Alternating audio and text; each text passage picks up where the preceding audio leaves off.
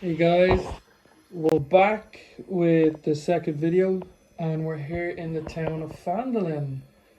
So our party survived the Cragmaw hideout and they're on the way to Fandolin. So just before they do the next session, I set up Fandolin and I'll run you through what's going on and all the positions and the buildings and yada yada yada.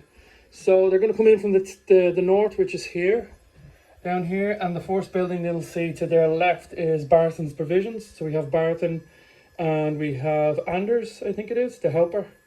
We have Barthen's house and we have a little stable area here so people can put the horses and the cart and yada yada yada.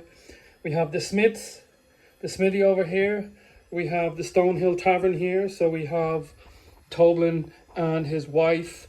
We have a group of people who are going to be the people who are giving out the rumours. We're going to have Elsa, Orsong, the dwarf, sister of Gwen Orsong, which the team met at the start of the campaign. Random villager. We have Sister Garel's house here. We have the Shrine of Luck. And we have just a random monk just put with her. We have Darren, his orchard is here, and I changed Darren from a drow to a Goliath for some reason, I don't really know. Random townfolk there, so that's his house as well. We have the green area where the kids play, so we have Pip and Carp, and then down here we have the Lion Shield Coster. Leanne, whatever her name is, I don't know. She's there. Then we have the what's it called? I can't even think of the name of it. The Miners Exchange. So we have the Miners Exchange here, which is we have Helena Thornton there, which she's also missing an arm because during the printer fell off. So I'm just going to cut it off and just say she's pretty cool. Random townsfolk. We have the trail here that leads to basically where the miners do their prospecting south of Fandolin up into the mountains. We have the woodcutters. Is it the woodcutters or the lumber house or wherever it is? So we have the broken down wall, so people broke in. We're going to do an extra bit to that particular part of the story. Then we have the town master's quarters. So we have Harbin, Wester, and basically kind of like an assistant. Then we have the two cells, the back room, which is going to be basically Sildar's kind of like little office when he is brought back home. Brought here, sorry. Also we have Harbin Wester's house, which is here. Then we cut over to Quaileen Alderleaf, is it? I think that's her name. The halfling, the lady halfling, whose son is up in the play area. So she runs the farm, and this is the cow Daisy for the later part of the campaign. We have her house, her and his house. We have the entrance here. I'll just flip around. We have the entrance towards the Tresidar Manor. We have some red brands assaulting some poor folk here. We also have a guy begging here as well. We have loads of random town folk just scattered over there just for the shits and giggles. Then we have Greshka, the orc female bartender or owner of the Sleeping Giant. And inside the Sleeping Giant we have the tiefling known as Wheel of Fortune, which I thought was a bit odd. Then we have all the red brands, so we have all the red brands in the back area. We have the red brands here and all that. So that is my quick edit of turning the Cragmaw hideout into the Fandolin, the town of Fandolin. So we have all that stuff there back here. So this is my version of the town of Fandolin. So far, campaign's going pretty good. I hope the lads are having a good time. I know I am. I'm not gonna lie, I'm a little bit stressed because I'll flip over to the printer. We have like so much stuff to paint. So we have more hobgoblins, we have more zombies, we have a Grick ghoul, we have a custom print for King Groll. We have the Doppelganger, the Drow over there. Right now we are printing Sturges. Let me click on it. So we have 6 Sturges hopefully getting printed. I'm not going to lie, they're probably going to break.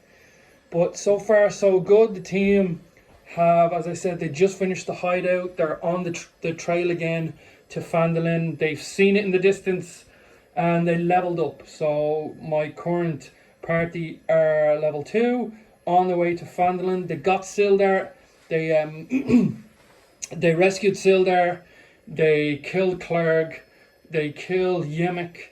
And they basically gave the crown of the goblins to some goblin we ended up calling Jojo. So yeah, so this is the whole board right now. So I'll just come here. So this is north is up there, south, west, east. So I think I got all the buildings that were important. Obviously, as I said, we have the Lion Shield Coster. The Miners' Exchange is really important. The Stonehill Tavern is probably the most important. We obviously have Barton's Provisions up the top. And then we have the Sleeping Giant and the Town Master's Quarters, which are kind of the main, I think the main buildings, if I do say so myself. Like the little houses are stuff that I'm going to probably sprinkle in some more kind of role play, get the lads to kind of adventure around the town a bit more, because my group, I think they're probably going to like get a quest and go straight to it. So technically in the campaign they come up here at the Barton's Provisions, they go straight into the inn. Oh, focus. They come straight into the inn and then they'll hear a lot of quests. They'll probably have a sleep because it's going to be close to night time when they arrive in, and then they're probably going to react to either finding someone who knows where Cragmaw Castle is, which we know is they need to talk to Quellin? I don't know what her name is. I have to read it up. But I think she sets them towards the Druid in Thunder Road. I don't fucking know. What the fuck is the place called again? Anyway, Thunder Bluff. Sure, we'll go with World of Warcraft stuff. But so far, we're having a great time. As I said, dungeon blocks, as I was saying in the last time, I only have 2 sets. I have the cave system and the ultimate dungeon system. I have a few custom parts, like I explained. I had custom grass and custom trees. Everything else is proper dungeon block stuff. So obviously I have a couple of bit of scatter terrain. I'm going to probably make more before the session starts. From painted up, I have a lot of bookcases. I have the bar, fire. I think that's mainly. I'll have a lot of bookcases. I've made it up, and kind of like bar, the inn type stuff. Have like bar bookcase, barrels of drink and stuff like that.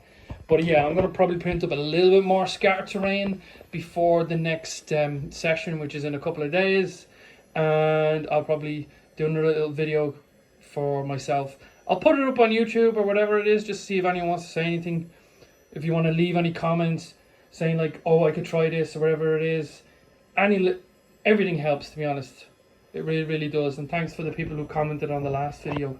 We actually got like 500 views on that, which is, I'm not gonna lie, it's pretty ridiculous. And but yeah, so I'll leave it here. But before I go, I'll do another quick whip around. There's my shadow. So the guys are gonna come through here into here. They're gonna come in probably to the Stonehill Tavern. They're probably gonna come out to the Shrine of Luck. Then they're probably gonna walk over to the orchard. They'll probably go down to the Lion Shield Coster. Then they'll probably meet the Miners' Exchange, Helena. Then they'll probably adventure over to the Town Master, so we have Harbin. Then they might come towards the farm area. And then they probably, the last thing will be is they'll probably come towards the Sleeping Giant, where they'll bang out the red brands, and obviously the red brands are going to go towards Trestadar Manor, which is where the hideout is. So they'll go this way, and then I have a whole setup for Trestadar. To be honest, Trestadar Manor with the dungeon block system is kind of like near perfect. I've done the Trestadar Manor when I was putting all the dungeon blocks together, when I was printing everything on the printer over there. I was immediately just putting them on the table, so I had a big grey setup for Tressidar Manor, their hideout, and it does look pretty cool. Like, it does work really well with the system, because most of it is just the ultimate dungeon block, and then you have a little bit of a cavern area where they come across a very dangerous monster, which I can't wait for the team to actually get to. So guys, that's it. Thanks for watching, and I will see you next time. Yay!